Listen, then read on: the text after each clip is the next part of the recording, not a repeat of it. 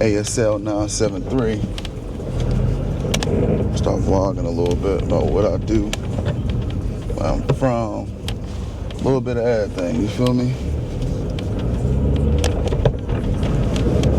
You know, I think these need to get out. Got some video vlogs, car vlogs and whatnot. Some things I could share, some things, you know what I mean? These drives and go. But more so it's gonna be about the car and my journey with it. Journey with my F80. If you haven't know, bought this car 2018. This is a 2018 F80 M3. I didn't buy it in 2018. I bought it in 2023. From Autobarn in Atlanta, Georgia. You know, near Atlanta. I think it's called Newton. So me and my wife, we took a flight out there, picked it up, drove it back, and car's been great. Hasn't had a hiccup, you know, a couple of, you know, maintenance items, but not too many things that's crazy. But it's definitely been an amazing journey with it. So just to start it out, I was looking for a F80. I was looking for an M3, right? Because I I needed something, right? I needed something. I'm a family man, and I was always into cars, but I never had a chance to kind of get the car that I kind of wanted.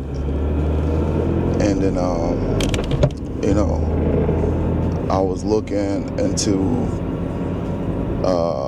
I always loved BMWs, right? Because my first car was actually an E34, right? 535i that my father bought me when I was 16. And I tore the car up, you know, was racing it and driving it like crazy, blew the transmission, had electrical problems, but the car was meant though, like, you know. So that's a whole nother story for another day. But this one here, I needed to buy something, and I was like, you know, I know car prices still was high, but I needed something, and I wanted an M3. I was originally looking for an E46 M3, but I'm into like boost, right? Like I mean, I love turbos, period. I'm not a supercharged guy. I'm a turbo guy, right? And you know, I never was into superchargers for some reason. I was raised on German trucks. German trucks, German cars and Chevy trucks. My father always had a Chevy truck. And then he always had a type of German car, right? Outside of, you know, RX-7 he had when I was really young, but I was, you know, Mercedes, BMWs, right? So I wanted the E46 because that's the first M3 I kind of fell in love with, but you know, I wanted something that was turbo, right? And because I like turbos because of the whole JDM fashion at that time. So I was looking into, I had got I think in 2009, 2010, I had an N54, right? 535, right? 4-door. And I bought it with a salvage title, but, you know, it was running fine or whatever the case may be. But that car had major problems as far as the water pumps and everything else. So after I got rid of that car because, you know, the issues that I had and whatnot, I went and got a truck, but, you know, because I was a family man at the time. But this car here, I wanted something with boost, so I know I didn't want the E92 M3. I didn't really like the V8, which just sounded amazing, but I wasn't really into the E92 M3s at that point in time. So I'm like, okay, get the F80, and I was looking for an F80, but I didn't know what I wanted. Right? I didn't know, you know, at the time, I had to really sit down and do my research on the competition. When's the last one that was made? What's the difference between a regular one and competition? And I've seen a few of them. It took me about 6 months to find this car. But I test drove a couple of them in New Jersey, but the prices was really high, right? And then I found this one between this car here and another car in Connecticut, right? But the other car in Connecticut was 10 grand more, but it only had like, you know, 9,000 miles less than what, you know, this one was, but it was $10,000 more. The guy wanted $65,000 for it. I'm like, not paying that, you know. But this one, I got it out the door around like 50K, you know, taxes and everything included. And then, which is still kind of hard because this car has 77,000 miles on it, but I was confident that I was going to do what I needed to do to get the car running properly. But it was running properly because he changed the oil. You didn't have no issues at all. Like, I didn't have not one particular pertaining issue at all, right? So drove it back all the way home, and then you know, I started doing more research. I'm like, what the hell is a crank hub?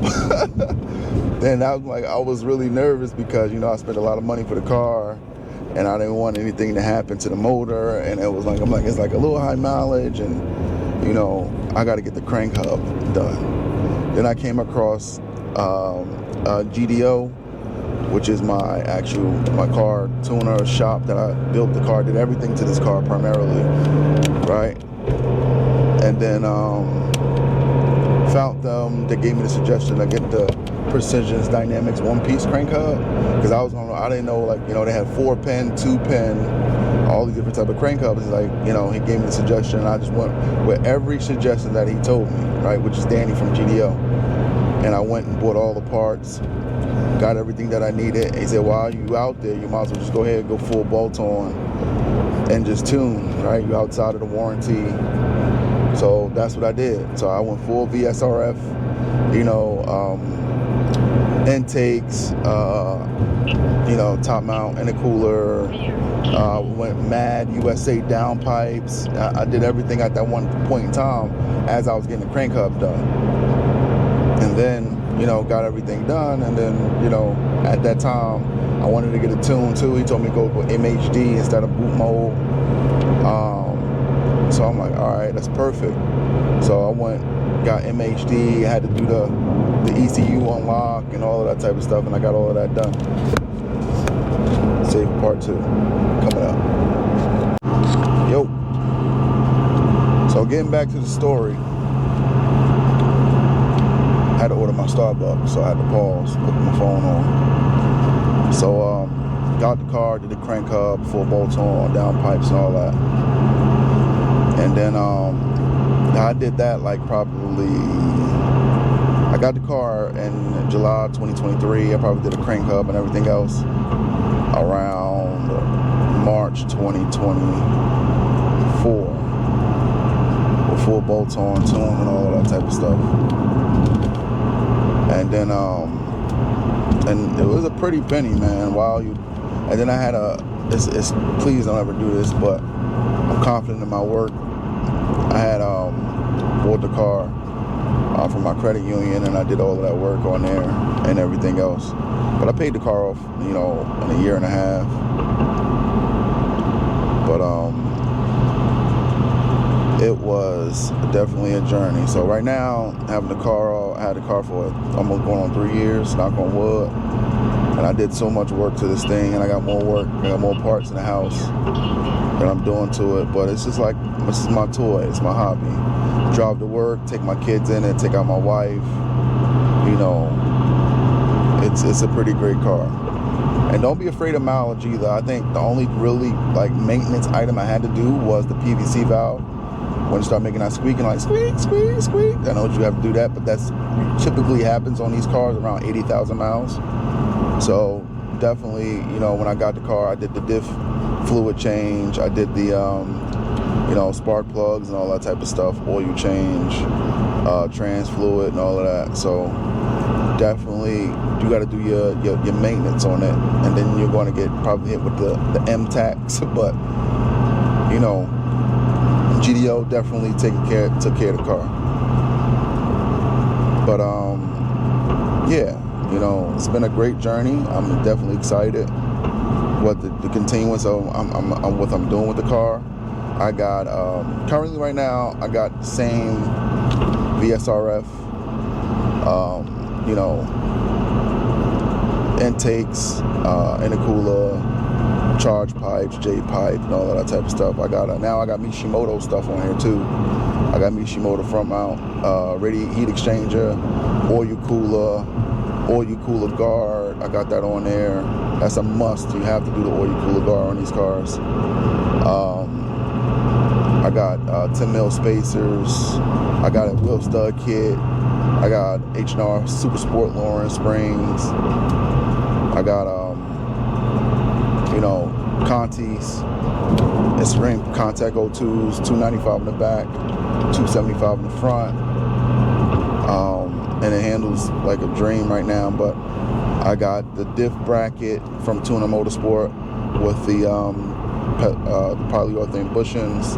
I got to put those in. I got new shocks that I have, from Evolve out of London, with their new EDC V6 dampers. I got to put those in. I got SPL front. I got to put those in. That's all coming this year. But, it's definitely been a journey with the car. It's been an amazing journey. Been an amazing journey with the car. And definitely excited. Here we go.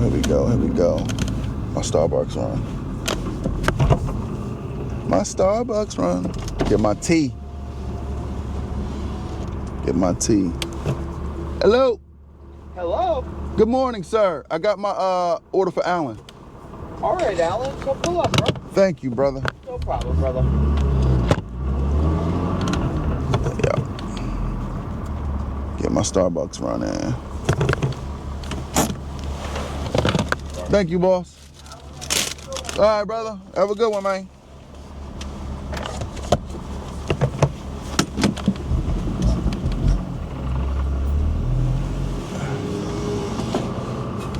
Right now, I got my car in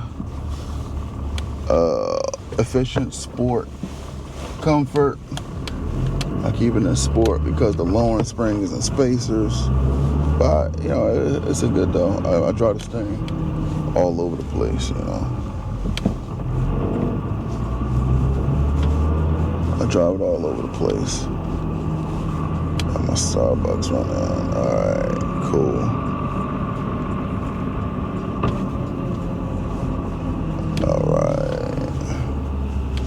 Ooh, but that sun glare though. Sun glare. Alright, let's continue to move. Let's put this thing.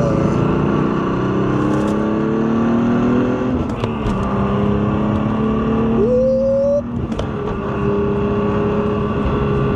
There we go.